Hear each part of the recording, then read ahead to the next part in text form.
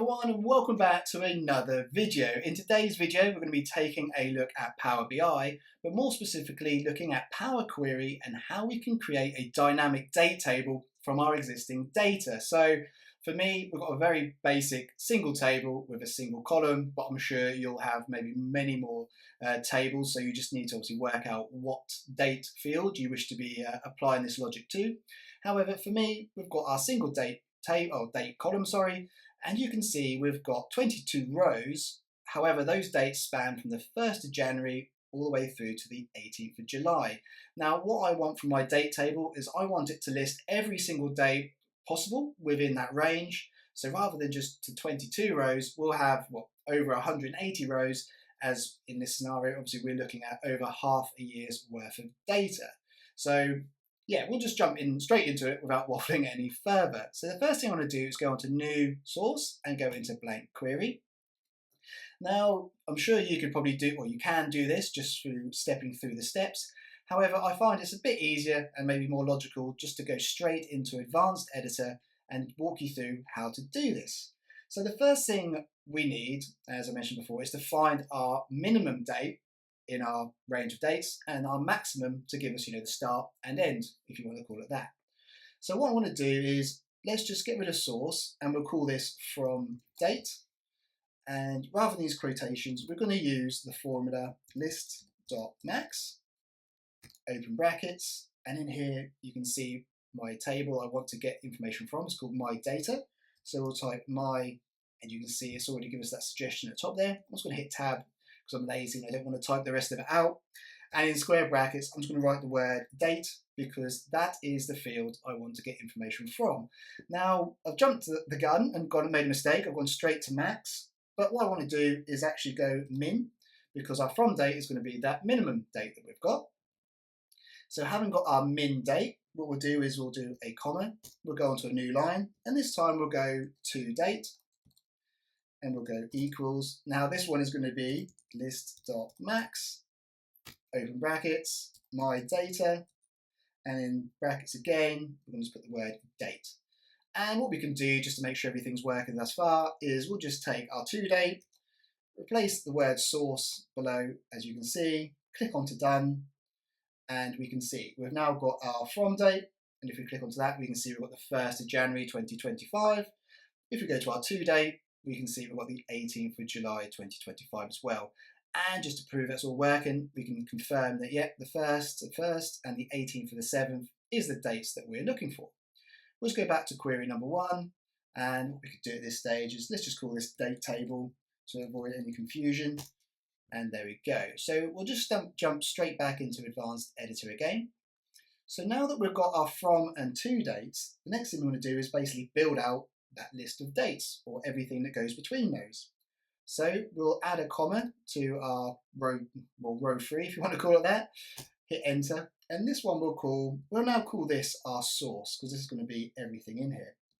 So to do this, we'll go equals list full stop dates, open brackets.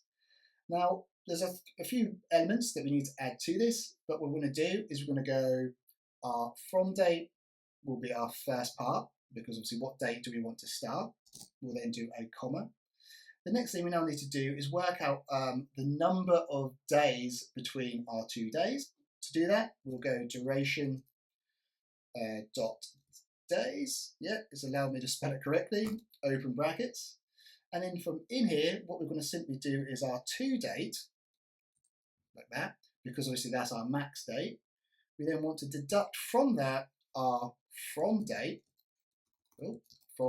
So we've got the total number of dates in our range. That's the rest of that formula. And then what we're going to just do is add 1 to include that last day. And once we've done that, we can now do comma. And in terms of our actual duration, we're going to just use the function duration, open brackets, and all we need to worry about doing is going 1, 0, 0, 0. And we've got our close brackets. We've then got also our second close brackets at the end here, just to make sure everything's tied off. Now we want to return our source rather than to date. We can click onto done, and we can see we've got an error. However, I think all it simply is I've used date rather than the word dates. So let's just go to date, add the S in there. Yep, there is no function called list date, it's list dates. Let's go on to done. And there you go, you can now see we've got our full list of dates. So there we go, kind of step one, if you want to call that, completed, or that's somewhat the hardest thing to do. The next thing we want to do is, we don't obviously just want this list, we actually want to convert this to a table. So very simply, you can see it's given us some list tools to transform to table. So we can either click on to table there, or if you didn't see that option, you just right click to table, and you can see it's going to add that step in for us. Is there anything, is there select or enter delimiter? No, don't need to worry about any of that. We'll click on to OK, and you can see we've now had our list converted to a table. So let's quickly tidy this up. So the first thing we want to do is, of course, rename this. So we'll call this dates, and we'll just change the formatting. Rather than ABC number, we'll change that to date, like so. And you can see we've now got our full range of dates. So we can obviously probably skim through these. So if we were to go into my data, just to find an example, yeah, we can see we've got the 1st of January, then we miss a few days, and then suddenly pick up again from the 4th of January.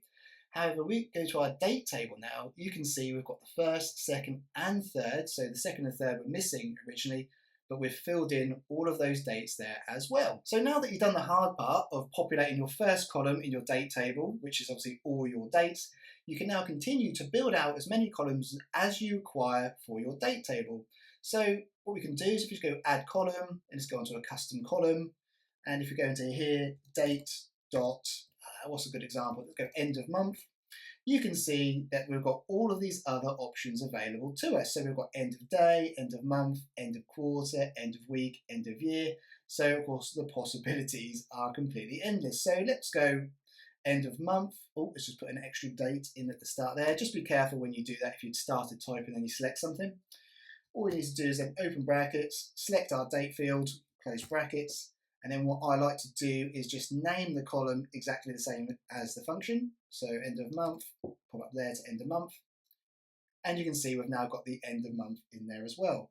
Another field I often find helpful to add to a date table is the month name. So we can do that by going, obviously, add another custom column. We'll type date, and we'll call this month, I believe it is, yeah, month name. So enter that there.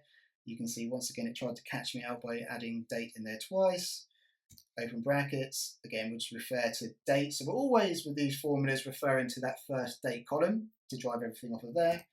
Close brackets, again we'll take the formula name or the function, put that as the column name, click onto OK, and you can see we've now got January for the January dates, and as you scroll through you can see all the ones we've got in there. So I won't go through any date formatting. I'll let you work that out based on the needs of your date table. However, once you've added in all your columns, it's then of course important just to go through and make sure the formatting is correct. So for me, end of month is a date, for month name is going to be text, and yeah, I could at this point say, yep, my date table is now ready. We'll go back to home, close and apply, and our date table is now available in Power BI. So I hope you enjoyed that video. If you did, please don't forget to give the video a like. It's not only greatly appreciated by me and shows me the content you'd like to see more of, but it does help that all-important YouTube algorithm.